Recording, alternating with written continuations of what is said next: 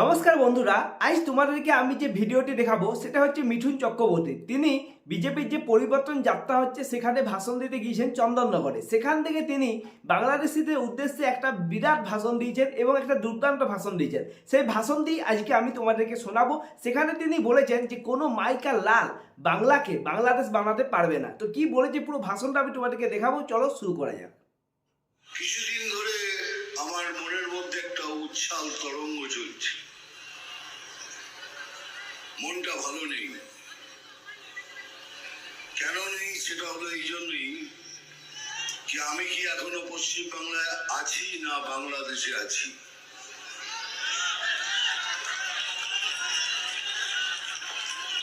কেউ না, তাহলে এরকম কেন হবে?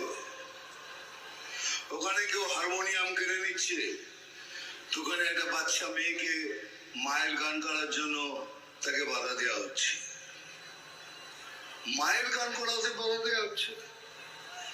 এমন কোন ধর্মীয় বই নেই যেখানে লেখা নেই, এখানে সব জায়গায় লেখা আছে যে মায়ের পায়ের নিচে স্বর্গ,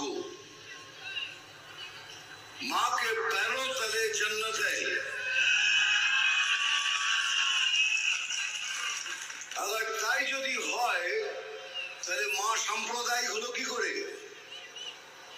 এই জন্য হচ্ছে এখানকার সরকার ছুট দিয়ে রেখেছেন। আচ্ছা, এখানে ছোট্ট মেয়ে বলতে কাকে বলতে চাইছেন মিঠুন চক্রবর্তী সেটা আশা করছি তোমরা বুঝতে পারছো। তা আমি তোমাদেরকে বলে দিচ্ছি, সেই লগ্নজিটার যে ব্যাপারটা ঘটেছিল, যেখানে তিনি একটি কনসার্ট করতে যে জাগো মা গান গাইতে চেয়েছিলেন, সেখানে একজন মুসলিম ব্যক্তি গিয়ে ওই মেহবুব আলম বা এরকম কিছু মল্লিক এরকম কিছু একটা নাম হবে, তো সে গিয়ে সেখানে বলছে যে অনেক তো কি বললো গান হলো, এবারে একটা সেকুলার গান গা, এইরকম একটা কিছু কথা বলেছিল। তো সেই বিষয়টা এখানে মিঠুন চক্রবর্তী তুলে ধরছেন।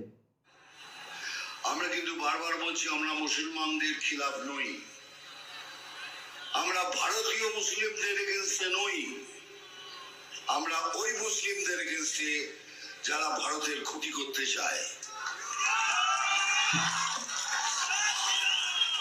আর তাদেরই এই সরকার ছুট দিয়ে রেখেছেন। আপনারা যা ইচ্ছে করুন, হিন্দুদের ধরে মারুন, জ্বালিয়ে দিন, অপমান করুন, যা ইচ্ছে করুন, আমরা কিছু বলবো না, কিন্তু আপনাদের আমরা আঘাত দিতে চাই না। বাংলাদেশে নৃশংসভাবে কাউকে মারার জন্য হিন্দু জাগরণ মঞ্চ একটা প্রতিবাদ মিছিল বার করেছিল, তাতে পুলিশ লাঠিচার্জ করলো, গুরুতর ভাবে জখম করেছেন একজনকে, 17 জনকে অ্যারেস্ট করা হয়েছে, তার মধ্যে 7 জন মহিলা। ভাবতে পারছেন? বাংলাদেশে হয়েছে, প্রতিবাদ করছি এখানে, সেটাও করতে পারবেন না। তার মানে সোজা ভাষায় এই সরকার বলে দিচ্ছে যা ইচ্ছে তাই করুন, আমরা বাংলাদেশের পক্ষে। আচ্ছা, এই যে ঘটনাটা ছিল যেখানে পুলিশ লাঠিচার্জ করেছিল ওই হিন্দু জাগরণ মঞ্চের যারা মানে কর্মকর্তারা ছিল বা যারা সেখানে আন্দোলন করতে গিয়েছিল তাদের উপর, তো এই বিষয়টা নিয়ে আমি একটা ভিডিও করেছিলাম, তোমরা যদি না দেখে থাকো তো দেখতে পারো। সেখানে আমি এই বিষয়টা নিয়ে আরো ভালো করে আলোচনা করেছি। তো মিঠুন চক্রবর্তী ওই ঘটনাটাই বলছে যে বাংলাতে থেকে মানে পশ্চিমবঙ্গে থেকে বা ভারতবর্ষে থেকে আমরা বাংলাদেশের বিরুদ্ধে যেখানে হিন্দুদের উপর অত্যাচার করা হচ্ছে সেখানে যদি আমরা আন্দোলন না করতে পারি তাহলে আমরা কোন জায়গায় বাস করছি, এই কথাটা এখানে মিঠুন চক্রবর্তী তুলে ধরছেন। আমরা যেভাবেই হোক এই পশ্চিম বাংলাকে ওয়েস্ট বাংলাদেশ করে ছাড়বো। তাহলে আপনারাও শুনে রাখুন, এই শরীরে যতদিন এক ফোঁটা রক্ত থাকবে কোই মাইকা লাল ইয়ে নেই কর सकता।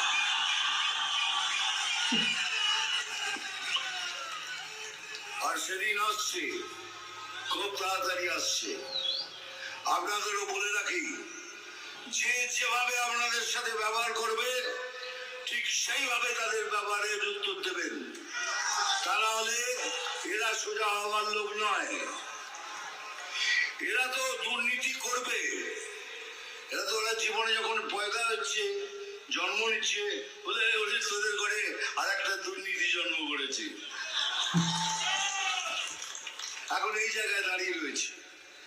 কিন্তু একটু ভাবুন, এটা তো আমাদের বাংলা, এটা তো আমাদের পশ্চিম বাংলা, বাঙালির বাংলা, হিন্দুদের বাংলা। যদি এরকম কিছু হয় তাহলে আমরা কোথায় যাব? ঠিক, একদম ঠিক। ওদের তো অনেক দেশ আছে চলে যাবার, আমরা কোথায় যাব? কাশ্মীর ফাইলস দেখে থাকেন, কাশ্মীর ফাইলস যে বইটা আমি করেছি তাতে দেখবেন হিন্দু ব্রাহ্মণদের ধরে ধরে ওখান থেকে নৃশংস হত্যা করে ওদের কাশ্মীর থেকে বার করে দেওয়া হয়েছিল। এখন কাশ্মীর দারুণ জায়গা হয়ে গেছে। আমি কাশ্মীরে শুটিং করে এসেছি, দুর্দর্শ, চিন্তা করতে পারবেন এত সুন্দর এত শান্তির জায়গা হয়ে গেছে। কিন্তু তাদের বার করে দেওয়া হয়েছিল। এখন কি সেই পরিকল্পনা করছেন যে আমাদের এই বাঙালিদের এই হিন্দুদের এখান থেকে বার করবেন? বার করে কোথায় নিয়ে যাব? কোথায় যাব আমরা? সেই জন্যই বলছি এই ইলেকশন আমাদের জন্য খুব ইম্পর্টেন্ট ইলেকশন। সবাই মিলে একজোট হয়ে এক ছাতার নিচে এসে লড়ে এই সরকারকে বার করতেই হবে। আমি এমনকি আমাদের কার্যবাহী নেতাদের বলছি, যদি কারোর সাথে কারোর কোনো কিছু মনোমালিন্য থাকে তাহলে ইলেকশন অবধি দয়া করে সেটা মিটিয়ে নিন আর এক ছাতার নিতে এসে সবাই মিলে লড়ুন। কেননা এটা যদি আমরা না করি তাহলে আমাদের অস্তিত্ব মিটে যাবে, বাঙালির অস্তিত্ব মিটে যাবে। মনে রাখবেন, আমার কাছে অনেক কাজ আছে, আমি সব কিছু ছেড়ে দিয়ে আপনাদের কাছে এসেছি। কেন এসেছি? হিরোগিরি করতে। আজ 50 বছর ধরে হিরোগিরি করছি। আবার কি হিরোগিরি করার কি আছে? কিন্তু আমি এসেছি আপনাদের সাথে দেখা করতে, আপনাদের সাথে কথা বলতে, যেন আপনারা আমার ভাই বোন, মানে যা ইচ্ছে তা আনতে পারেন।